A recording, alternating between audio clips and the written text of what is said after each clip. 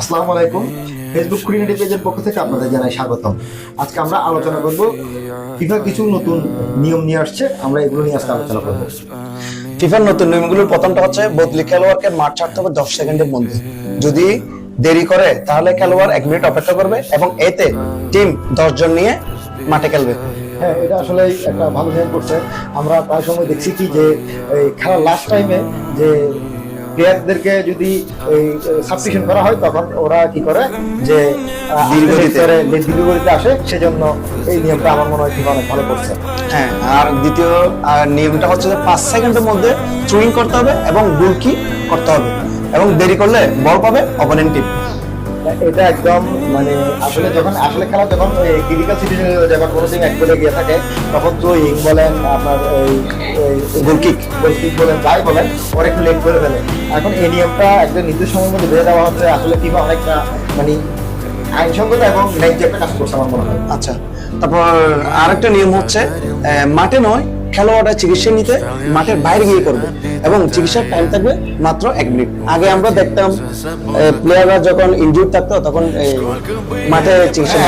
এখন অনেক সময় দেখছি যে শুধু ইনজুরি টাইম দিছে, আপনার হচ্ছে অ্যাটাক টাইম ছিল 5 মিনিট, ওখানে একটা খেলোয়াড় শুয়ে গেল বা বসে গেল, তার জন্য 5 মিনিটে নষ্ট হয়ে গেল, বল হয়ে 1 মিনিট খেলতে পারে নাই, খেলা শেষ। এখন এই নিয়মটা আমার মনে হয় ফিফা আসলে অনেক কিছু চিন্তা করে, অনেক কিছু ভেবে চিন্তা করে এই নিয়মটা করছে আর কি। হ্যাঁ, নতুন নিয়মে অধিনায়কের দায়িত্ব কিন্তু অনেক বাড়ানো হয়েছে। খেলার মাঠে রেফারির সাথে নিয়ম বা সিদ্ধান্ত নিয়ে কথা বলতে পারবে শুধু একমাত্র অধিনায়ক, এবং বাকিরা যদি কথা বলতে যায় তাহলে রেফারি ইচ্ছা করলে কাট দিতে পারবে। এই নিয়মটা আসলে অনেক আগে করা দরকার ছিল, কারণ এই নিয়মটা আমরা অনেক সময় দেখি যে কাউকে যদি কোনো প্রকার ফাউল করার পর ফাউল যদি ওর মন মতো না হয় হুট করে যায় রেফারির দিকে তেড়ে যাইতো। এই জিনিসটা আরো আগে করা দরকার ছিল, ফিফা এটা অনেক পরে করছে আমার মতে। বিএআর এর মাধ্যমে খেলার আরো দায়িত্বভার অনেক বৃদ্ধি করা হয়েছে। কর্নার কিক এবং হলুদ কার্ডের ক্ষেত্রে বিএআর প্রযোজ্য হবে। এটা ফিফার অনেক আরেকটা ভালো উদ্যোগ বলা যায়, যে অনেক সময় দেখছি যে কর্নার করছে, কর্নার এই অপোনেন্ট পাই নাই, কর্নার দিয়ে দিছে। এখন বিআর এর মাধ্যমে কর্নারটা আসলে সঠিক কে পাইছে সেটা যে নির্ধারণ করতে পারবে, সেটা আরো ভালো কাজ। আর হচ্ছে যে হলুদ কার্ডের পরিবর্তে লাল কার্ড, সেটা আগে তো ছিল, আগে আমরা এটা চ্যাম্পিয়ন লিগে দেখছি, এটা লা লিগায় দেখছি, এটা ফিফার অফিসিয়াল খেলা কখনো ছিল না, যেটা এখন বর্তমানে যখন এই ন্যাশনাল টিমে যখন নিয়ে আসছে আমার মনে হয় এটা আরো ভালো কাজ করছে।